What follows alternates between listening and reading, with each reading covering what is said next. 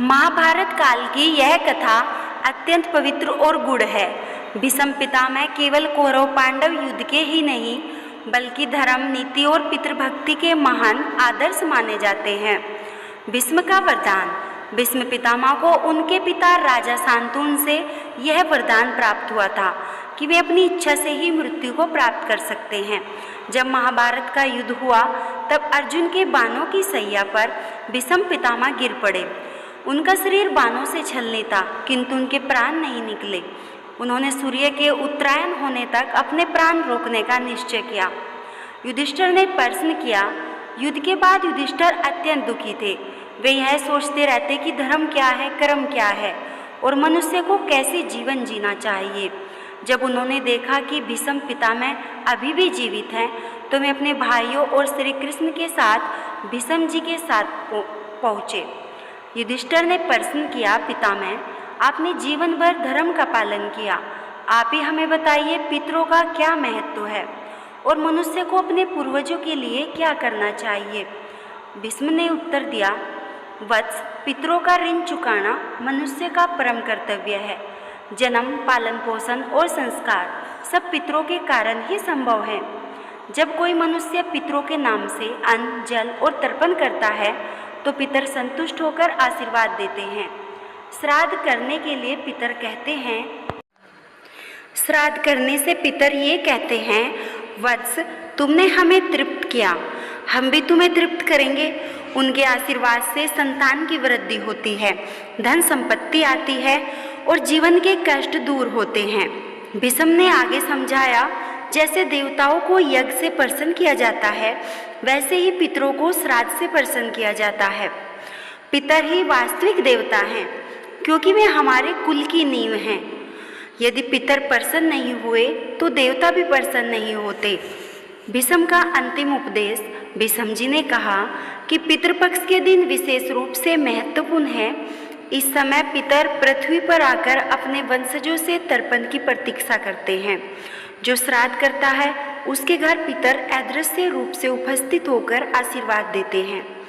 भीष्म पितामह बोले, युधिष्ठिर, मैं स्वयं बाणों की सैया पर पड़ा हूँ किंतु मैंने भी अपने पितरों को तर्पण अर्पित किया है, क्योंकि जब तक पितर संतुष्ट नहीं होते तब तक आत्मा को भी शांति नहीं मिल सकती। इस कथा से यही शिक्षा मिलती है कि पितृपक्ष केवल परंपरा नहीं बल्कि आत्मा का कर्तव्य है। मनुष्य चाहे कितना ही बलवान, ज्ञानी या धनवान क्यों न हो, यदि उसने अपने पितरों की सेवा नहीं की तो उसका जीवन अधूरा रह जाता है। दूसरी कथा है राजा करकंडू की कथा। पुराने समय में विदर्भ देश में करकंडू नामक एक राजा राज्य करता था। वह अत्यंत न्यायप्रिय, दानी और प्रजा का पालन करने वाला था। उसके राज्य में किसी को भूख, प्यास, अन्याय या अत्याचार का भय नहीं था। लोग उसे धर्मात्मा राजा कहते थे। लेकिन धीरे धीरे उसके जीवन में अजीब घटनाएं होने लगी। राज्य में अकाल पड़ने लगे, अनाज की कमी हो गई, परिवार में कलह बढ़ गई और राज्य के खजाने में धन घटने लगा। राजा स्वयं भी बीमारियों से घिर गया। इतने दानी और धार्मिक होने के बावजूद उसके जीवन में यह विपत्ति क्यों आई, यह बात उसे समझ ही नहीं आ रही थी। एक दिन एक महात्मा ऋषि राजा के महल आए। राजा ने उन्हें आदरपूर्वक स्वागत किया और अपने दुखों के बारे में बताया। गुरुदेव, मैंने जीवन भर धर्म का पालन किया, दान दिया, प्रजा की रक्षा की, फिर भी मेरा राज्य दुखों से भर गया। इसका क्या कारण है? ऋषि ने ध्यान लगाया और फिर बोले, राजन, तुम्हारे पूर्वजों ने अपने जीवन में पितरों का श्राद्ध और तर्पण नहीं किया था। वे पितर आज भी असंतुष्ट हैं। जब तक वंशज श्राद्ध नहीं करेंगे तब तक वे शांति नहीं पाएंगे और जब पितर अशांत होते हैं तो वंशजों के जीवन में सुख समृद्धि नहीं टिकती। यह सुनकर राजा करकंडू का हृदय बदल गया। उन्होंने तुरंत संकल्प लिया कि आने वाले पितृपक्ष में वे अपने पितरों का श्राद्ध विधि पूर्वक करेंगे। पितृपक्ष आने पर राजा ने पूरे राज्य में ब्राह्मणों को बुलाया, तर्पण किया, तिल और जल अर्पित किया, ब्राह्मणों को भोजन कराया और गरीबों को अन्न वस्त्र दान किए। उन्होंने यह संकल्प लिया कि हर वर्ष पितृपक्ष में ऐसा ही करें। श्राद्ध समाप्त होते ही रात में राजा ने स्वप्न देखा। उसमें उनके पितर दिव्य रूप में प्रकट हुए। वे बोले, वत्स करकंडू, तुमने हमें तर्पण और अन्न देकर तृप्त किया है। अब हम तुम्हें आशीर्वाद देते हैं कि तुम्हारा राज्य पुनः समृद्ध होगा, प्रजा सुखी होगी और तुम्हारा नाम युगों युगों तक याद किया जाएगा। इसके बाद सचमुच चमत्कार हुआ। राज्य में वर्षा होने लगी, खेत लहला उठे, खजाने में धन बढ़ गया और प्रजा सुखी और शांति से रहने लगी। राजा की बीमारी भी दूर हो गई। इस कथा से स्पष्ट होता है, चाहे हम कितने ही धर्मात्मा क्यों न हों, यदि हमने पितरों का स्मरण नहीं किया, उनका तर्पण नहीं किया, तो जीवन में बाधाएं आती हैं। पितृपक्ष में किया गया श्राद्ध, तर्पण और दान पितरों को तृप्त करता है और वे वंशजों को आशीर्वाद देते हैं। पितरों का आशीर्वाद ही जीवन में स्थायी सुख समृद्धि का आधार है। तीसरी कथा है दधीचि ऋषि और सच्चे श्राद्ध का रहस्य। प्राचीन काल में दधीचि नामक एक महान तपस्वी ऋषि हुए। वे महापरोपकारी, त्यागी और सत्यप्रिय थे। उनका आश्रम सदैव धर्म और तपस्या का केंद्र रहा। वे वेदों के ज्ञाता थे और देवताओं का मार्गदर्शन करते रहते थे। उनके पास हड्डियों में दिव्य शक्ति का वरदान था। इस कारण उनकी अस्थियां भी अमोघ शक्ति से भरी हुई थी। एक बार असुरों ने देवताओं पर आक्रमण किया। देवताओं की शक्ति कम हो चुकी थी। इंद्र और अन्य देवता ब्रह्मा जी और फिर भगवान विष्णु के पास गए। सबने मिलकर एक ही उपाय बताया, यदि दधीचि ऋषि अपनी हड्डियां दान कर दे तो उन्हीं से वज्र नामक अस्त्र बनाया जा सकता है। वह अस्त्र ही असुरों का संहार करने में सक्षम होगा। देवताओं ने संकोच से दधीचि ऋषि के पास जाकर अपनी प्रार्थना कही। ऋषि दधीचि मुस्कुराए और बोले, देवताओं, यह शरीर नश्वर है। यदि मेरी हड्डियों से लोक कल्याण हो सकता है तो इससे बड़ा श्राद्ध और दान और क्या हो सकता है। इतना कहकर दधीचि ऋषि ने ध्यानमग्न होकर अपनी आत्मा परमात्मा में विलीन कर दी।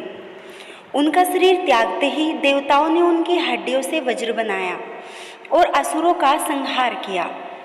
कथा कहती है, अपने देह त्याग से पूर्व दधीचि ऋषि ने अपने शिष्यों को बुलाकर कहा, वत्स, सच्चा श्राद्ध केवल पितरों को अन्न देने से नहीं होता, बल्कि दूसरों के लिए त्याग करने में भी होता है। यदि कोई अपने पितरों की स्मृति में भूखों को भोजन कराए, अनाथों की सहायता करे या किसी का दुख दूर करे तो वही पितरों को सबसे अधिक तृप्त करता है। कहा जाता है कि दधीचि ऋषि के महादान से उनके पितर स्वर्गलोक में अत्यंत प्रसन्न हुए। वे बोले, ऐसे वंशज पर हमें गर्व है जिसने न केवल हमें तर्पण से बल्कि संपूर्ण मानवता की रक्षा से तृप्त किया है। इस प्रकार दधीचि ऋषि की आत्मा भी पितरों के आशीर्वाद और देवताओं की कृपा से परम शांति को प्राप्त हुई। इस कथा से यही शिक्षा मिलती है कि पितरों का सच्चा श्राद्ध केवल कर्मकांड नहीं बल्कि निस्वार्थ सेवा और त्याग भी है। जब हम किसी भूखे को भोजन देते हैं, किसी दुखी को सहारा देते हैं या धर्म के लिए अपना कर्तव्य निभाते हैं तो पितर हम पर और भी अधिक प्रसन्न होते हैं। दधीचि ऋषि का जीवन हमें बताता है, पितरों की प्रसन्नता के लिए दान और सेवा सर्वोच्च मार्ग है। चौथी कथा है गयाजी और पितृपक्ष का महात्म्य। बहुत प्राचीन समय की बात है। त्रेता युग में एक महापराक्रमी और धर्मात्मा राजा हुए जिनका नाम था गया। वे इतने तपस्वी और दानी थे कि स्वयं देवता भी उनके यश का गान करते थे। उनके शासन में प्रजा सुखी और भयमुक्त रहती थी। राजा गया ने जीवन भर सत्य, दान और धर्म का पालन किया। वे चाहते थे कि उनके जीवन से न केवल उनकी प्रजा बल्कि उनके पितर भी संतुष्ट हो। राजा गया का यज्ञ। एक बार राजा गया ने यह संकल्प लिया कि वे एक ऐसा यज्ञ करेंगे जिससे पितरों और देवताओं दोनों की तृप्ति हो। उन्होंने महान ऋषियों और ब्राह्मणों को बुलाकर गंगा नदी के तट पर एक विशाल यज्ञ प्रारंभ किया। यज्ञ इतना महान था कि स्वयं ब्रह्मा, विष्णु और महेश भी आकाश से देखने आए। यज्ञ की आहुति में दिव्य सुगंध और प्रकाश चारों दिशाओं में फैल गया। पितर भी आकाश से उतरकर उस यज्ञ में सम्मिलित हुए। यज्ञ पूरा होने पर पितरों ने राजा गया को वरदान दिया, वत्स, तुमने हमें जिस श्रद्धा से अन्न, जल और तर्पण अर्पित किया है उससे हम अत्यंत प्रसन्न हैं। तुम्हारी तपस्या और दान के कारण यह स्थान अब पितरों की मुक्ति का क्षेत्र कहलाएगा। उन्होंने आगे कहा, जो भी मनुष्य इस स्थान पर आकर पिंडदान और श्राद्ध करेगा उसके पितर तुरंत तृप्त होंगे और उन्हें मोक्ष प्राप्त होगा। उसी समय से यह स्थान गया कहलाने लगा। गया जी में फल्गु नदी के तट पर श्राद्ध और पिंडदान की परंपरा आरंभ हुई। आज भी लाखों लोग पितृपक्ष के दिनों में गया जी जाकर अपने पितरों के तर्पण और पिंडदान करते हैं। कहते हैं कि यहाँ किया गया श्राद्ध केवल हाल के पितरों को नहीं बल्कि 21 पीढ़ियों तक के पितरों को मुक्ति प्रदान कर देता है। गया जी और सीता माता की कथा। एक और प्रसिद्ध कथा है, जब भगवान श्री राम, सीता और लक्ष्मण वनवास के दौरान गया जी पहुँचे, तब सीता जी ने स्वयं अपने हाथों से पिंडदान किया। उस समय फल्गु नदी सूखी थी, इसलिए सीता जी ने पिंडदान के साक्षी के रूप में अक्षयवट गाय, तुलसी और स्वयं धरती माता को लिया। जब बाद में पंडितों ने उनसे साक्ष्य मांगा तो सीता जी ने इन सभी साक्षियों को पुकारा। सभी ने उनकी बात की पुष्टि की। तभी से गया जी में सीता कुंड और अक्षयवट का विशेष महत्व है। गया जी की कथा से पता चलता है पितरों की मुक्ति के लिए श्राद्ध और पिंडदान कितना महत्वपूर्ण है। पांचवी कथा है पितरों की परीक्षा। प्राचीन समय की बात है, एक नगर में एक राजा राज करता था।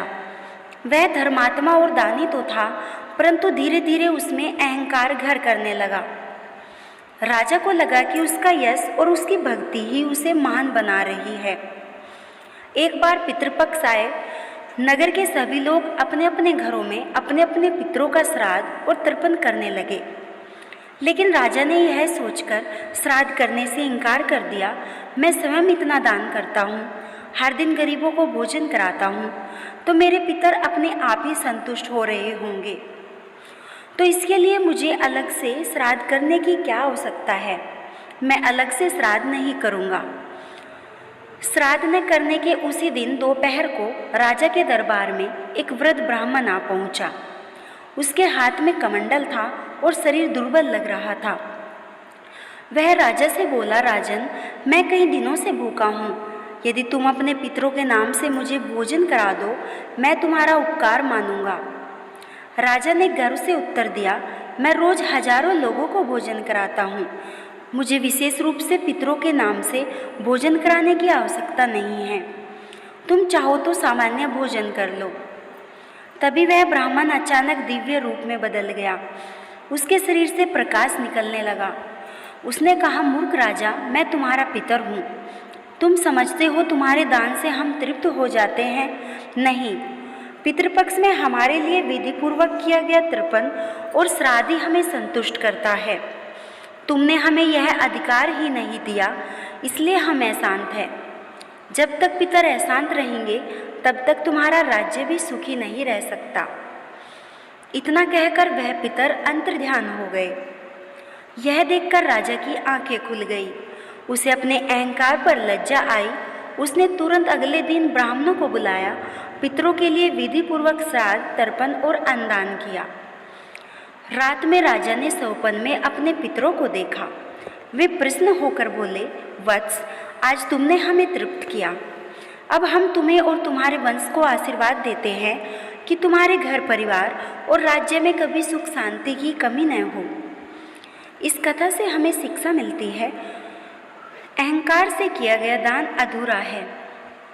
पितरों के लिए श्रद्धा से किया गया श्राद्ध पूर्ण फल देता है। पितृपक्ष में पितर वास्तव में धरती पर आते हैं। यदि हम उन्हें याद नहीं करेंगे तो वे असंतुष्ट होकर वंश पर विपत्ति ला सकते हैं। मनुष्य चाहे कितना भी दान करे, पितरों के नाम से किया गया श्रद्धा युक्त तर्पण ही उन्हें शांति देता है। छठी कथा है युधिष्ठिर और नारद मुनि। महाभारत युद्ध समाप्त हो चुका था। लाखों लोग मारे गए थे। कौरवों का वंश समाप्त हो चुका था। और पांडवों ने राज्य प्राप्त कर लिया था। लेकिन युधिष्ठिर का मन शांत नहीं हो पा रहा था। वे सदा सोचते रहते, क्या यह सब रक्तपात आवश्यक था? क्या मेरे पूर्वज और पितर इस युद्ध से प्रसन्न हैं? और अब मुझे कौन सा धर्म का पालन करना चाहिए जिससे मेरे पितर और देवता दोनों संतुष्ट हो जाएं? युधिष्ठिर का मन बार बार पितरों के प्रति कर्तव्यों को लेकर उलझन में रहता था। इन्हीं दिनों नारद मुनि हस्तिनापुर आए। युधिष्ठिर ने उनका स्वागत किया और फिर नारद मुनि से पूछा, भगवान, मैंने धर्म की रक्षा के लिए युद्ध किया, प्रजा की सेवा करता हूँ, दान भी देता हूँ, यज्ञ भी कराता हूँ, परंतु फिर भी मेरा मन अशांत ही रहता है। कृपया बताइए, पितरों के प्रति मनुष्य का सच्चा धर्म क्या है? नारद जी मुस्कुराए और बोले, राजन, मनुष्य चाहे कितना ही धर्मात्मा क्यों न हो, यदि उसने अपने पितरों की सेवा और तर्पण नहीं किया तो उसका धर्म अधूरा है। पितरों के बिना देवता भी प्रसन्न नहीं होते।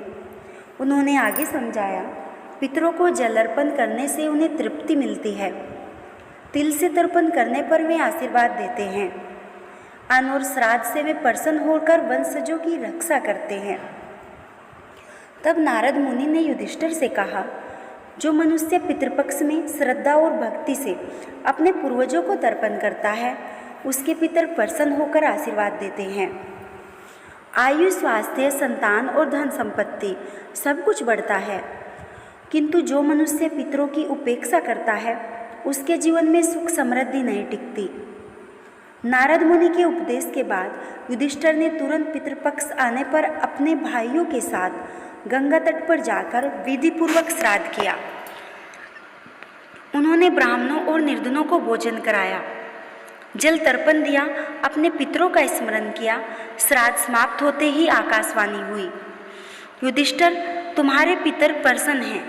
उन्होंने तुम्हें आशीर्वाद दिया है कि तुम्हारे वंश में धर्म सदा स्थापित रहेगा और तुम्हारा नाम युगों युगों तक लिया जाएगा। सातवीं कथा है भीष्म पितामह की पितृभक्ति और महाभारत काल में भीष्म पितामह का नाम धर्म, सत्य और कर्तव्यनिष्ठ के लिए लिया जाता है। वे गंगा पुत्र थे, अपने जीवन को ब्रह्मचार्य और सत्य के मार्ग पर समर्पित कर चुके थे। उन्होंने अपने पिता राजा शांतनु को प्रसन्न करने के लिए आजीवन विवाह न करने का व्रत ले लिया था। भीष्म पितामह केवल एक महान योद्धा ही नहीं थे, बल्कि वे धर्मज्ञ और पितृभक्त भी थे। उनका विश्वास था, पितरों का सम्मान करना, उनका तर्पण करना संतान का सबसे बड़ा कर्तव्य है। वे कहते थे, जो व्यक्ति अपने पितरों को तर्पण और श्राद्ध से संतुष्ट करता है, उसे देवताओं और ऋषियों का आशीर्वाद अपने आप ही मिल जाता है। महाभारत युद्ध के समय भीष्म पितामह बाणों की सैया पर थे। मृत्यु की प्रतीक्षा करते समय भी उन्होंने युधिष्ठिर और पांडवों को धर्म और श्राद्ध का महत्व समझाया। उन्होंने कहा कि पितरों के बिना कोई भी वंश आगे नहीं बढ़ सकता, इसलिए जीवित व्यक्ति को अपने पितरों के ऋण को चुकाने के लिए श्राद्ध, तर्पण और ब्राह्मणों को भोजन कराना आवश्यक है। भीष्म पितामह ने युधिष्ठिर को समझाते हुए यह कथा सुनाई। एक समय एक राजा अपने पितरों का श्राद्ध करना भूल गया। उसके पितर नाराज होकर स्वर्ग से प्रकट हुए और कहा, हे पुत्र, जब हम जीवित थे तब हमने तुम्हें सुख और संपत्ति दी। आज हम पितृलोक में हैं और तुम्हारा कर्तव्य है श्राद्ध द्वारा हमें तृप्त करो, लेकिन तुमने तो हमें भुला ही दिया। राजा को बड़ी गलती का एहसास हुआ। उसने तुरंत पंडितों और ब्राह्मणों की सहायता से विधिपूर्वक श्राद्ध और तर्पण किया। उसके बाद पितर प्रसन्न हुए और आशीर्वाद दिया। भीष्म पितामह ने इस कथा से यह सिद्ध किया कि श्राद्ध का महत्व केवल धार्मिक अनुष्ठान तक सीमित नहीं, बल्कि यह पितरों के प्रति संतान का कर्तव्य है। पितरों की तृप्ति से संतान का जीवन भी समृद्ध और सुरक्षित होता है। युधिष्ठिर ने भीष्म पितामह की शिक्षा को हृदय से स्वीकार किया और हर पितृपक्ष में विधिपूर्वक पितरों का श्राद्ध करने का संकल्प लिया। इस कथा से हमें यह सीख मिलती है, जैसे भीष्म पितामह ने धर्म और पितृभक्ति को सर्वोच्च स्थान दिया, वैसे ही हमें भी पितरों का स्मरण और श्राद्ध अवश्य करना चाहिए। इससे न केवल हमारे पितृ तृप्त होते, बल्कि उनका आशीर्वाद हमें जीवन की हर कठिनाई पार कराता है। पितृपक्ष की ये सातों कथाएं हमें एक ही गहरी शिक्षा देती है।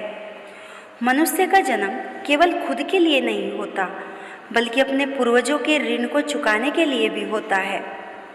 पितरों ने हमें जीवन, संस्कार और वंश परंपरा दी है, इसलिए उनका स्मरण, तर्पण और श्राद्ध करना हमारी सबसे बड़ी जिम्मेदारी है। चाहे कोई निर्धन हो या समृद्ध, पुत्रवान हो या पुत्रहीन, श्राद्ध का महत्व सबके लिए समान है। सच्चे मन से किया गया तर्पण पितरों को प्रसन्न करता है। वे तृप्त होकर आशीर्वाद देते हैं। उनका आशीष ही संतान के जीवन में सुख, शांति, समृद्धि और रक्षा का कारण बनता है। जैसे करुणामयी ब्राह्मण को पितरों ने संकट से उबारा, राजा विभीषण को अखंड वंश का आशीर्वाद मिला, शापित प्रेत श्राद्ध से मुक्त हुआ और भीष्म पितामह ने धर्मराज युधिष्ठिर को श्राद्ध की महिमा समझाई। ये सभी उदाहरण हमें बताते हैं श्राद्ध केवल कर्मकांड नहीं, बल्कि संतान का धर्म और पितरों के प्रति कृतज्ञता का प्रतीक है। इसलिए हर व्यक्ति को पितृपक्ष में श्रद्धा, भक्ति और निस्वार्थ भाव से पितरों का श्राद्ध, तर्पण और पिंडदान करना चाहिए। जब पितर प्रसन्न होते हैं तो समस्त देवता और ब्रह्मांड भी प्रसन्न हो जाता है, और यही जीवन का सच्चा कल्याण है। अगर आपको ये सातों कथाएं अच्छी लगी है तो हमारी वीडियो को लाइक और शेयर करें, और ऐसी ही अद्भुत और धार्मिक कथाएं सुनने के लिए हमारे चैनल पीहू नॉलेज को सब्सक्राइब करें, और कमेंट में ओम पितृदेवाय नमः जरूर लिखें। राधे राधे, जय श्री कृष्ण।